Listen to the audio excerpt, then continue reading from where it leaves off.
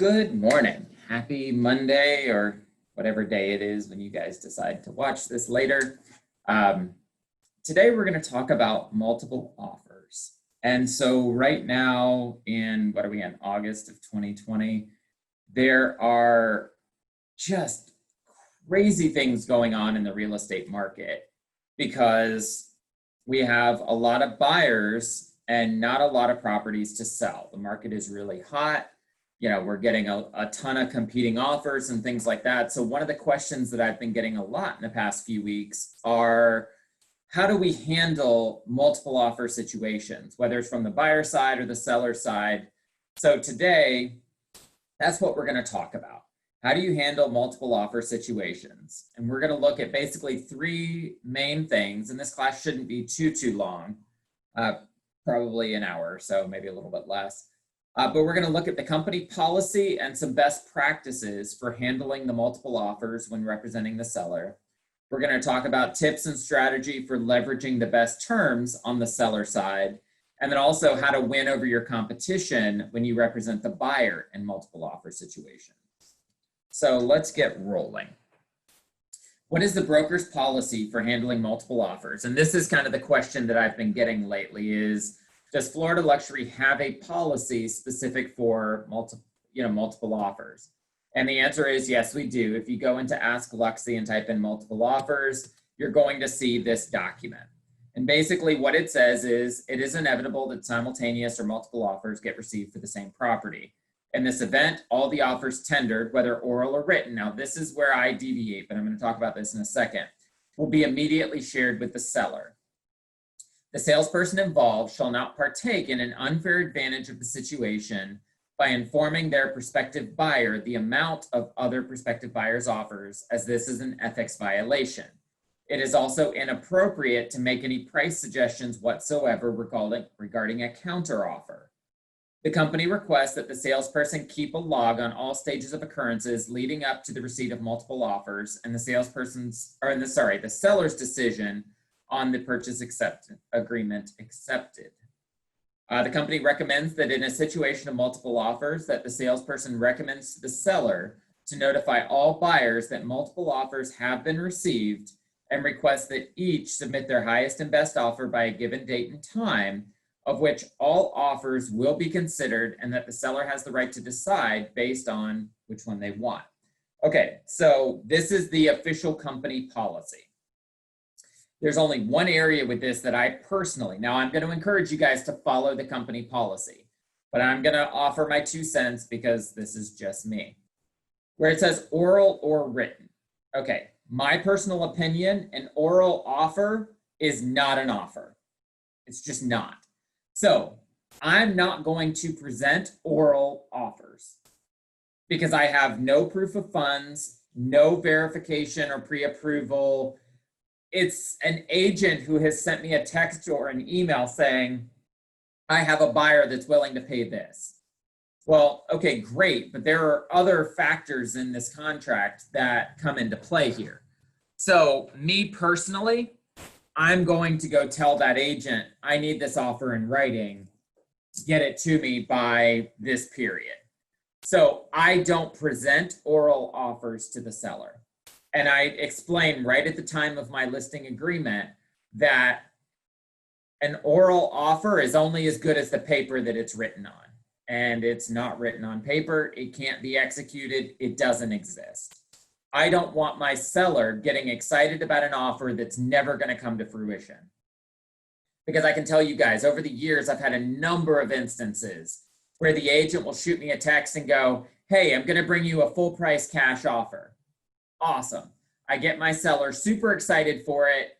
2 days pass and that offer never shows up. And then it's, oh, sorry, the buyers changed their mind. So now I've gotten my sellers all excited about an offer that never really existed. So that has been my personal policy, and that's my 2 cents worth. Now, the official company policy says present all offers, whether oral or written. So do with that what you will, but that's my 2 cents worth. So, does the seller have to accept one of the offers as it's presented? The answer is no.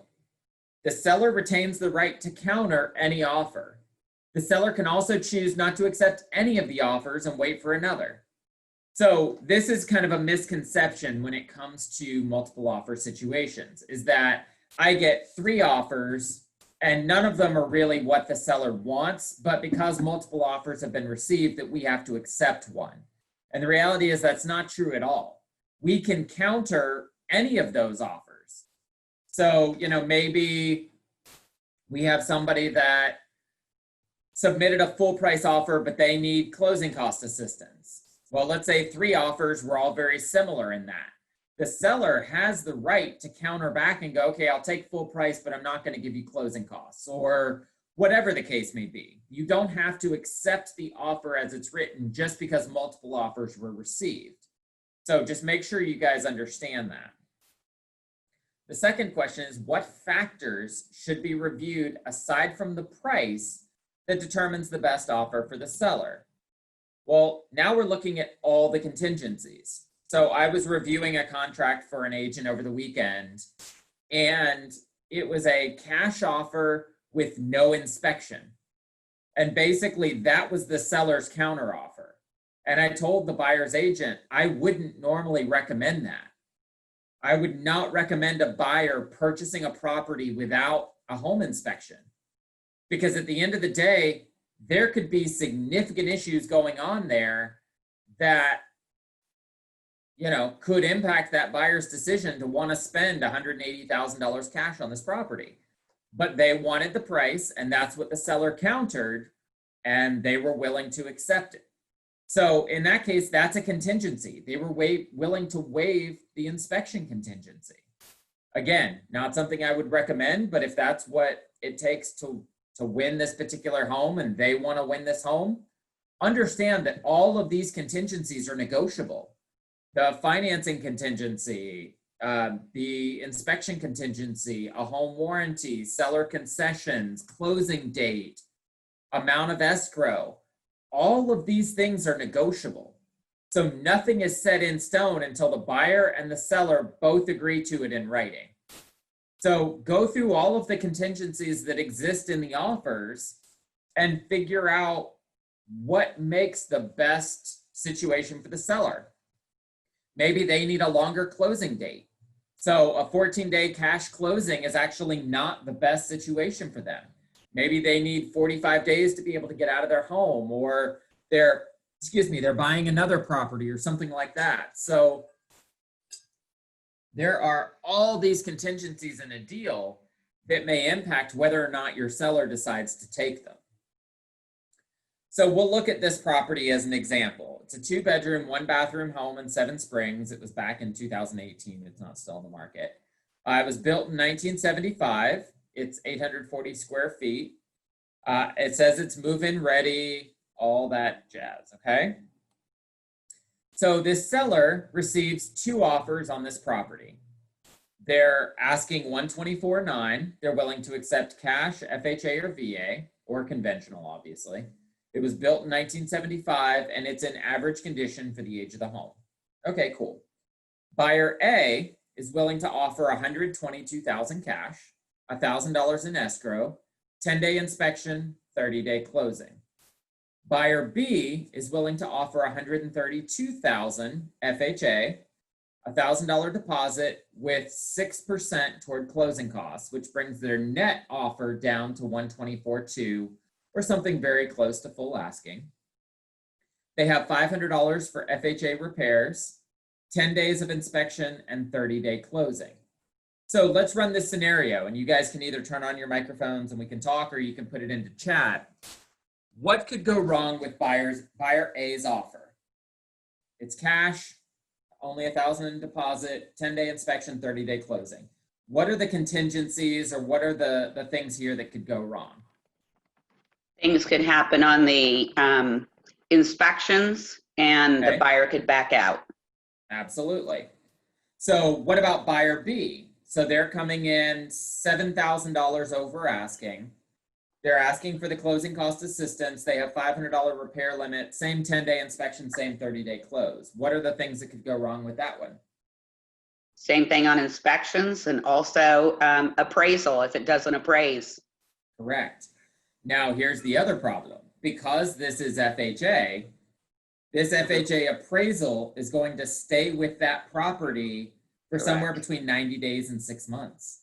Yep. So if we get an appraisal that comes in low, that seller is stuck with that appraisal for 90 to 180 days. Right. Those are all things that we want to factor when we're looking at an offer. Now, what is the best course of action? To accept offer A, accept offer B, counter offer A, or counter offer B? What do you guys think?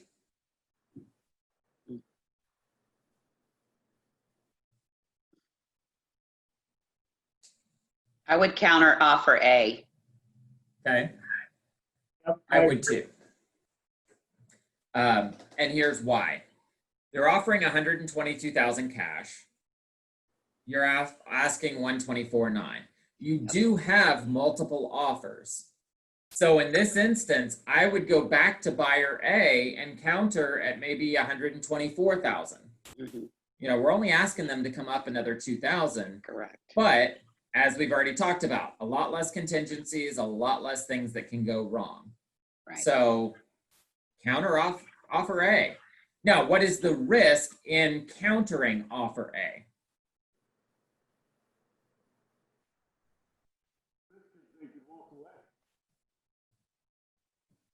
Anybody?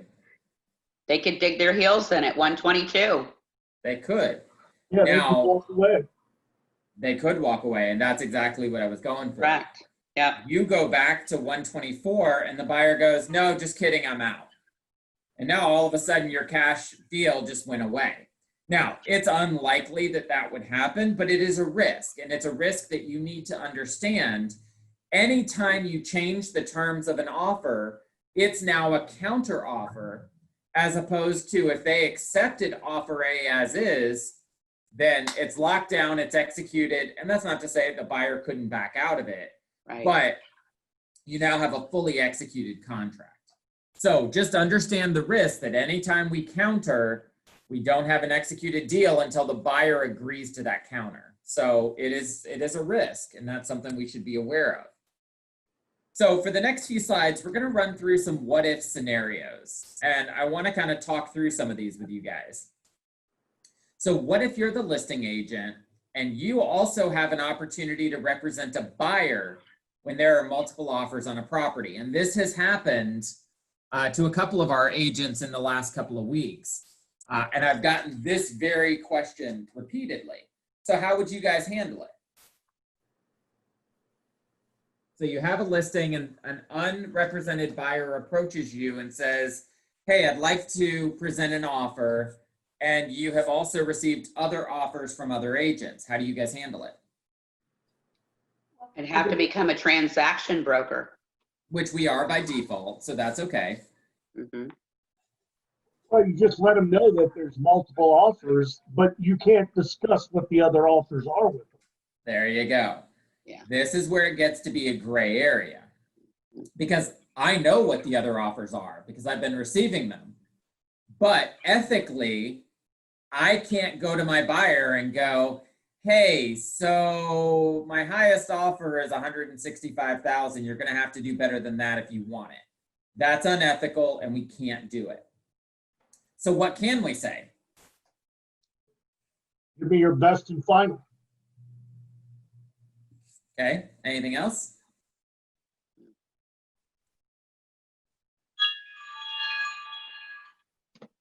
So that's pretty much it. I mean, that's how it goes.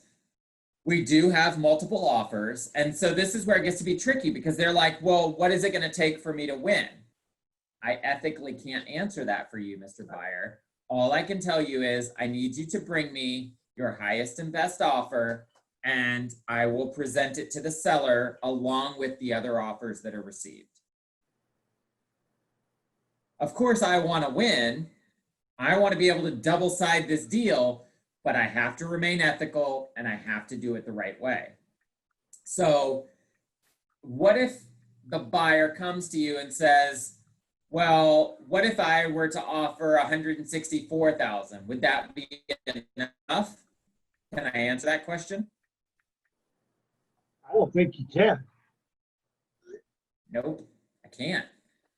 Because at the end of the day, I can't tell you what the other offers are.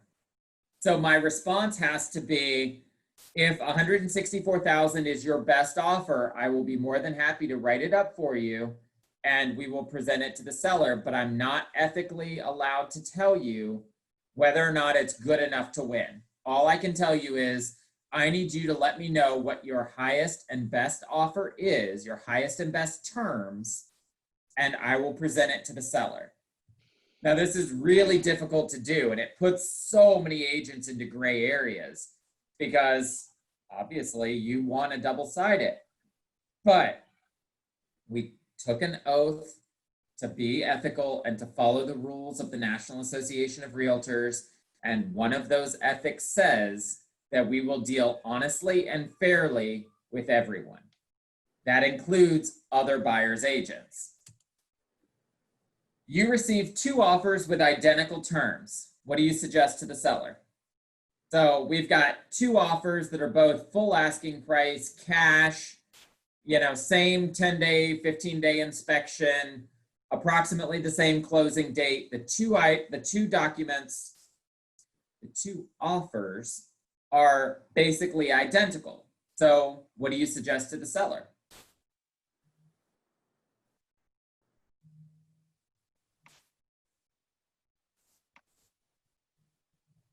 Diane says, write a letter. Okay. I would counter both offers. Can you legally counter both offers? Because what happens if you counter both offers and both buyers accept? You're now under contract with 2 different people. You can't do it. No, not at the same time. So how do you choose? Could you counter one and then wait for a response? Then I don't know. But see, that's the thing. So in the time that you've countered the one, the other offer has expired probably. So now that buyer has no obligation to fulfill it if you counter with the first one and they don't take it. So it's a tricky situation. Are we talking, when you say identical terms, are we talking about the same kind of financing as well? Yep. So they're both cash deals. They're both the same price, the same approximate closing date. Diane said, in this situation, I wrote a letter and she ended up getting her home.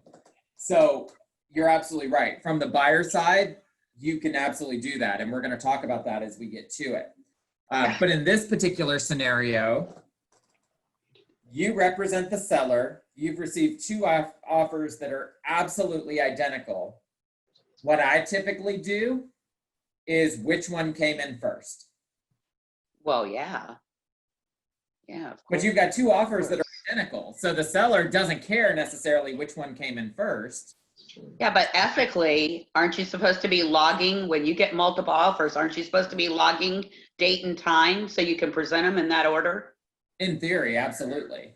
That's what I thought. Yeah. Most agents don't do that though. Oh. But yes, I would go back and look to see through my email chronology which offer came in first, and I would present them in the offer that they were in the order that they were received. So if I have 2 identical terms, what I would tell the seller is, hey, I got 2 identical offers here. This one came in at 1 o'clock. This one came in at 4 o'clock. So if all things are equal, I'm going to give preference to the one that came in first. Right. That's just the only way that I know that is fair to be able to, to be able to do it. There we go. Are we required to request highest and best offers by a certain time or date? No. I don't think we're required, but I think it's good to make that statement. So our company policy says that we want you guys to request highest and best, but the Florida Association of Realtors, the National Association of Realtors, your local board none of them require you to request highest and best. So if, and Brad, you and I were talking about this on Friday, if you have a seller that gets what they want in the first offer that comes in, they can accept it even if they're being told that other offers are coming. We don't have any requirement that it has to be every buyer is given the opportunity to bring their highest and best offer by a certain date or time. If you have it one day on the market and you get 3 offers and the seller decides to work with one, there is no legal, moral, or any other obligation that says you have to give all 3 buyers an opportunity to present their best offer. Now, again, if I'm representing the seller, I want them to receive the most favorable terms they can get in this contract. So it may be advantageous to do that because we may get somebody that would waive an inspection contingency or come in over asking, or, you know, any of those things that would be preferable to the seller. But understand that there is no legal or moral requirement to request highest and best. We just have to present the best terms to the seller that we can. So just make sure you guys are clear on that. Do you have any questions so far on that part? No? Okay. So let's flip the script and let's talk about when we're on the buyer side of this. Now, when you're representing a buyer in a multiple offer situation, you cannot ask what the best offer is currently, but you can ask questions. So you don't have to give me a number, but let me play detective here for a second. So what are some questions, aside from the 2 that I put here, that you guys might ask a seller's agent if you've got a buyer in a multiple offer situation?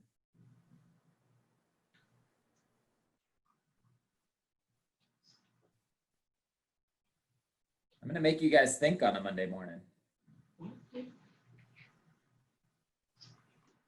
So we've got these 2. Are there any particular terms that the seller would find desirable? Closing date, financing contingency, inspection contingencies. Are there anything that the seller would find desirable? You can ask that question.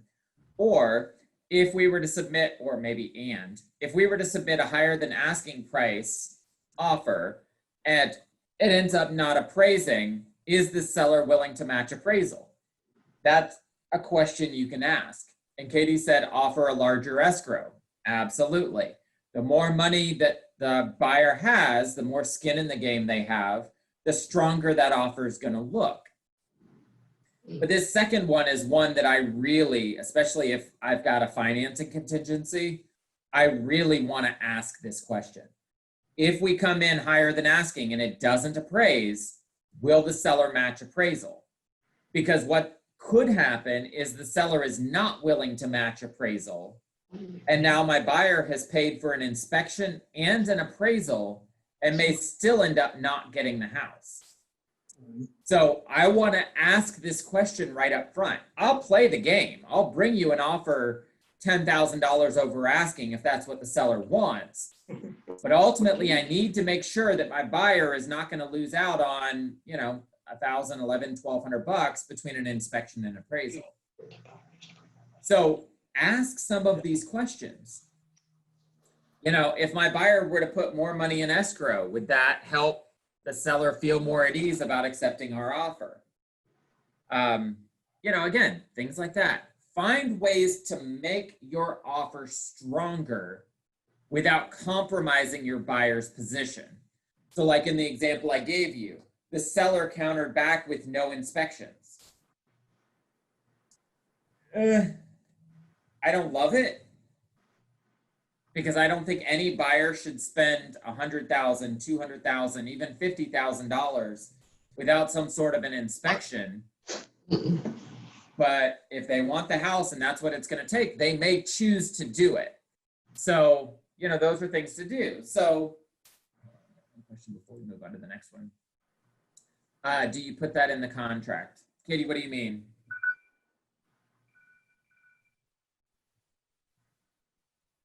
What do you mean, do you put it in the contract? Like the higher escrow, or?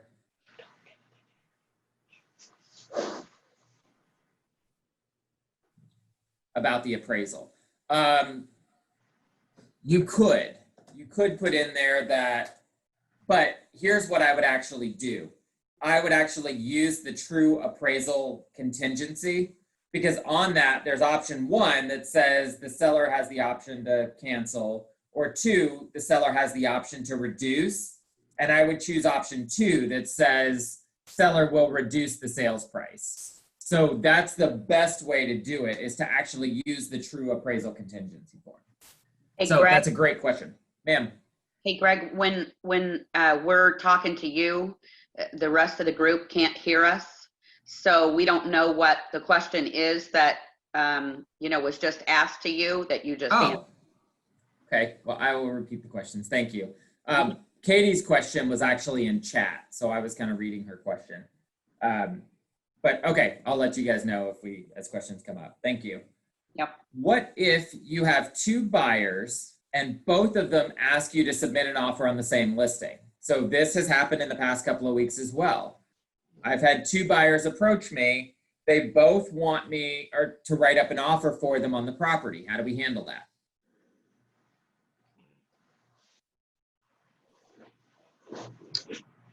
We can do it. We just, as we said before, I don't think it's ethical to think about the offer. You can't, I guess, discuss information about each offer with the other one. Correct. So in this instance, if you have both buyers, you have to tell them, hey, there will be multiple offers on this property. And I know because I'm going to be submitting 2 of them. What is your best offer? What are your best terms? I would suggest that you bring those right out of the gate.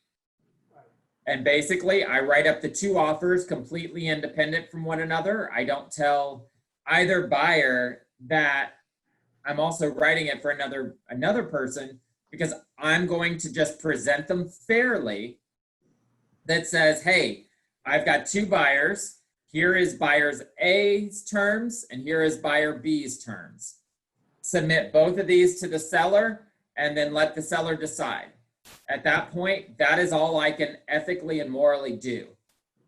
I can't say, hey, I just wrote another offer for, buyer A over here. If you really want this house, you're going to have to come in higher. Can't do it. So I have to just basically say, I need you to tell me what your highest and best offer is. What is the absolute most you are willing to do and the best terms that you're willing to put forward. And then I fill out that contract accordingly.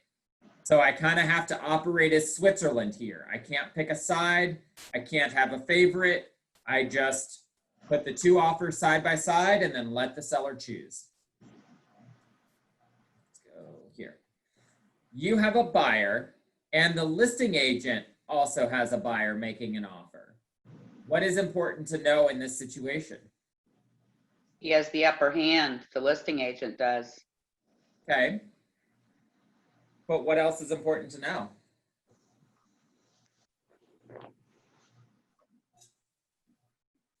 Is this a variable rate commission? So when you guys are inputting the into your listing into the MLS, it says variable rate commission, yes or no. Do you guys know what that means?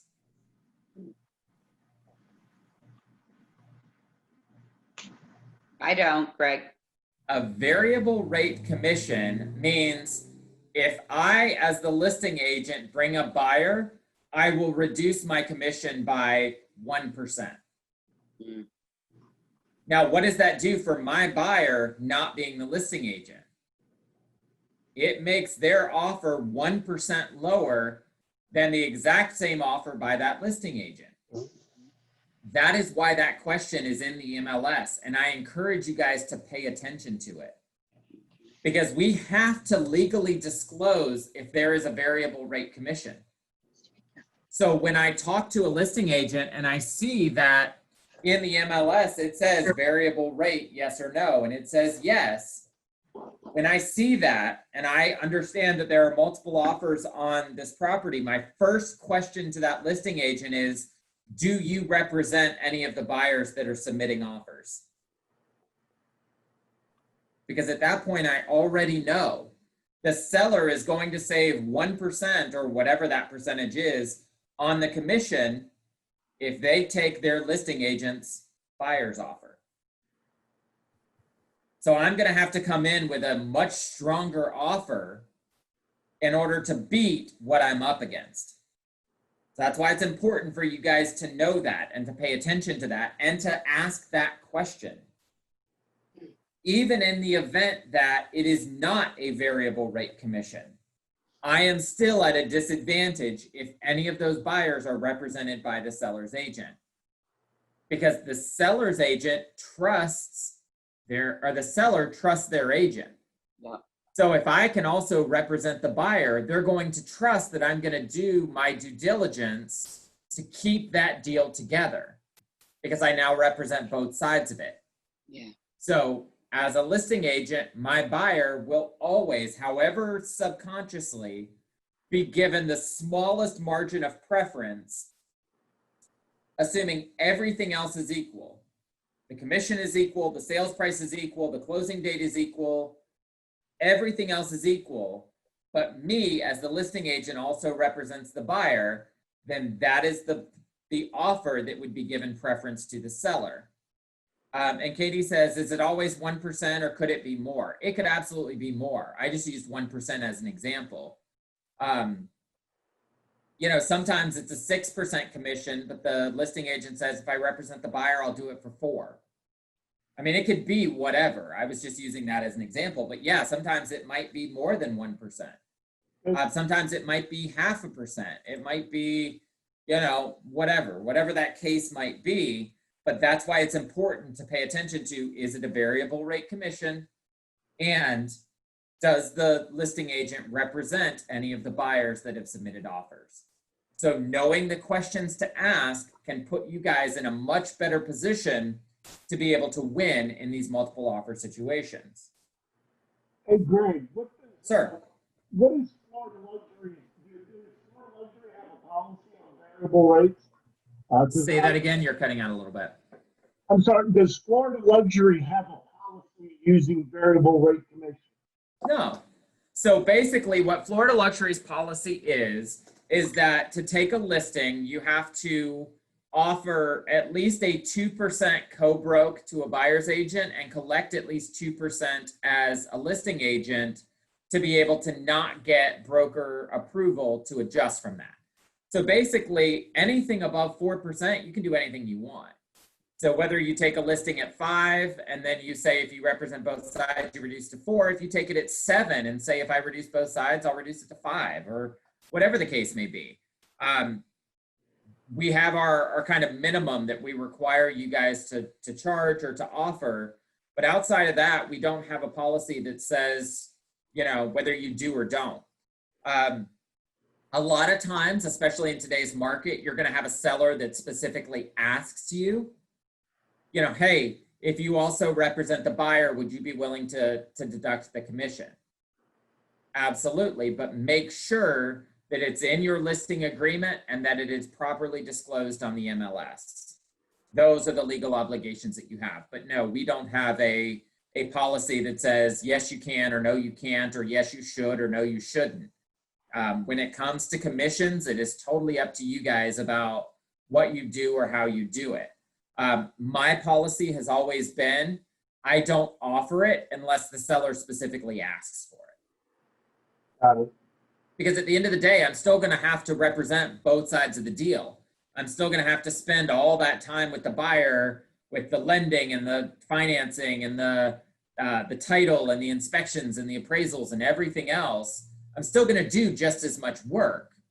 So, you know, I'm not going to shoot myself in the foot and reduce my commission if I don't have to. So, but that's just my personal policy. Again, you guys can do anything you want. So how can you position your buyer's offer to win in a multiple offer situation? First of all, think of it like a game of poker. There are times when you're going to have to bluff. There are times when you're going to have to play your cards close to the vest. There are times when you're going to have to bet big and hope for the payday to roll in.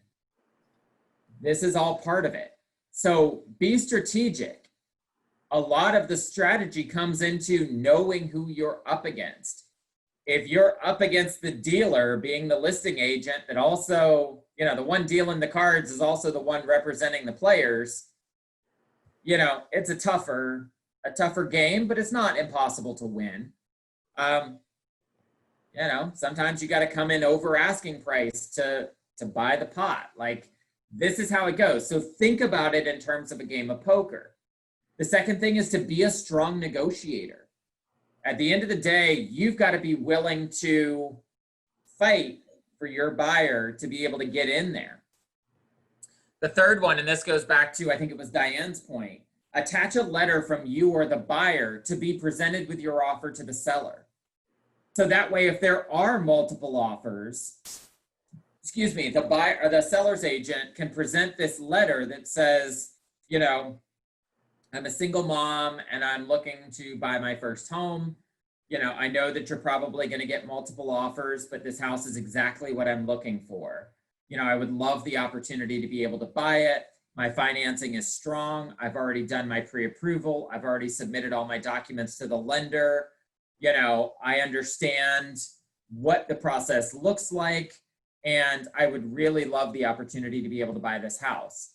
Now, I used to do this with my veterans a lot because, again, they don't have a lot of money to put into the deal. So, you know, I would totally play up the veteran card. You know, I was a veteran. I served in the, you know, the Army or the Navy or the Air Force or Marines, whatever it was. You know, I don't have a lot of cash to bring to the deal, but this home is exactly right for what I'm looking for. And sometimes that letter is the piece that will put you over the edge. I have actually had sellers that accepted a lower offer because they liked the story of who was going to buy their house. You know, if this was the home that you brought your kids home to, and now you hear that a young couple is expecting and they want to bring their first child into this home as well. You know, sometimes it's things like that that would cause the seller to go, you know what, this offer is pretty similar, or maybe these offers are identical. Let's go ahead and do that one because it's going to make them feel better about accepting that offer.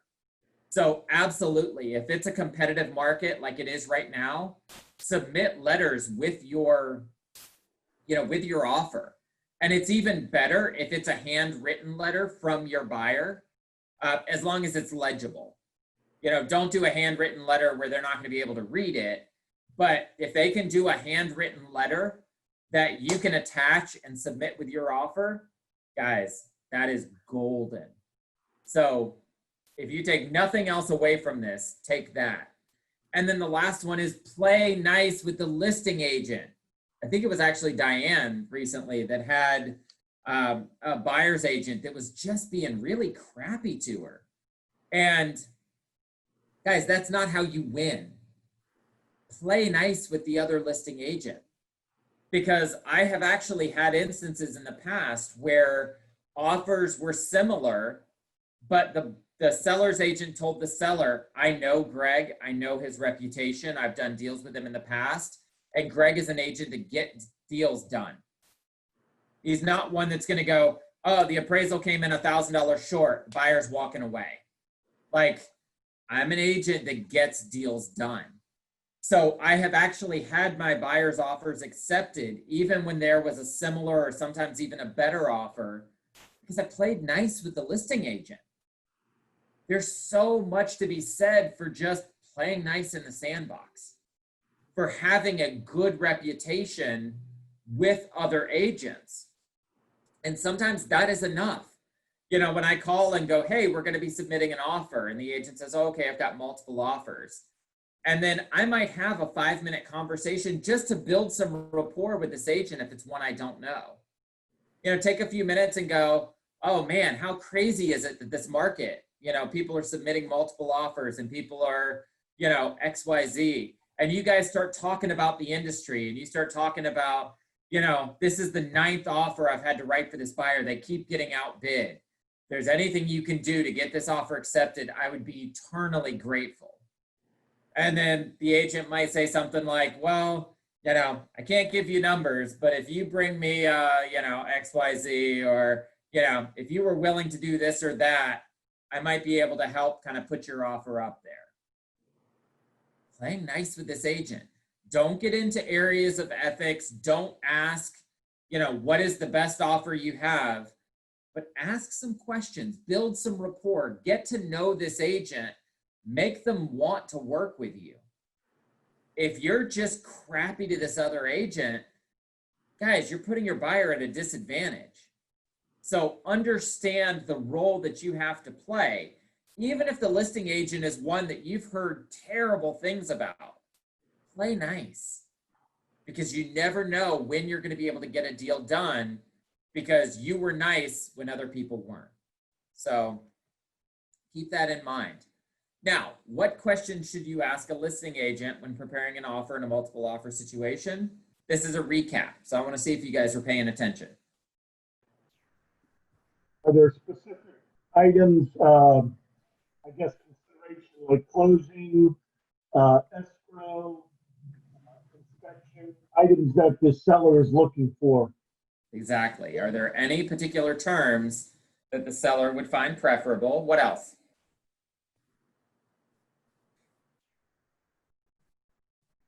If it's Do you as, sorry, permission, does the listing agent have an offer a buyer as well?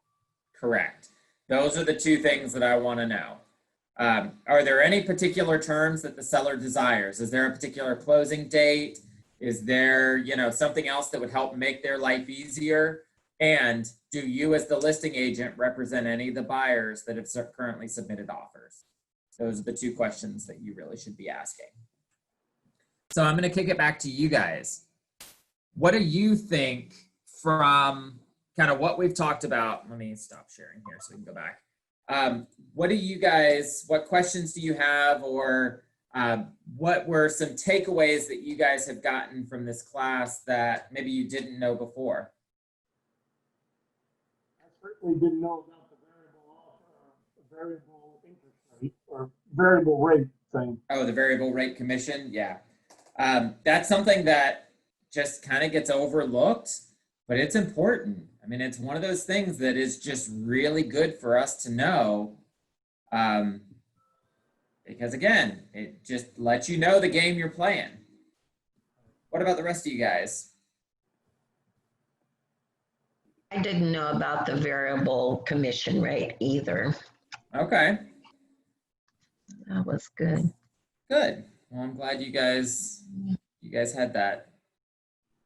So again, at the end of the day, this isn't rocket science. It's not one of those things where, most of this is common sense, but at the same time, there are instances where just playing nice with an agent, asking the right questions, playing some of those areas will help you guys to be able to win. Or if you're a listing agent, which right now, I would tell you guys, if you can focus on getting listings, especially under about $300,000, they will fly off the market. Even homes that I would say, there is no way this home would sell. Single wide trailers, or stuff that normally I wouldn't even give a second glance to. Guys, right now, the second these things hit the market, they just fly. So I would encourage you, and we're getting, again, based on the number of calls that I've gotten from you guys in the past few weeks, there are a lot of buyers that are calling listing agents because they think they're going to have a better opportunity to get their deal accepted in a competitive market. So it's providing you guys a better opportunity to pick up buyers, much more so than has been the case in recent years or months even. Because buyers know that it's competitive. So they want to do whatever they can to get that competitive edge and, to be able to get into these listings. So I would encourage you guys, if you are not out there, if you're not making phone calls, if you're not, really working your sphere of influence right now, go out and do it. Make the phone calls. Do, the for sale by owners or the expireds, because properties are selling. If they're marketed right and they're priced right, guys, stuff is flying. So get out there, sell some real estate, and set yourself up to win. So that's all I have for you guys today. Keep it fairly short and sweet. I appreciate you being here as always. And if you need anything else, or if there's anything I can do for you guys, let me know. Otherwise, make it a great day, great week, and I will talk to you soon. Bye.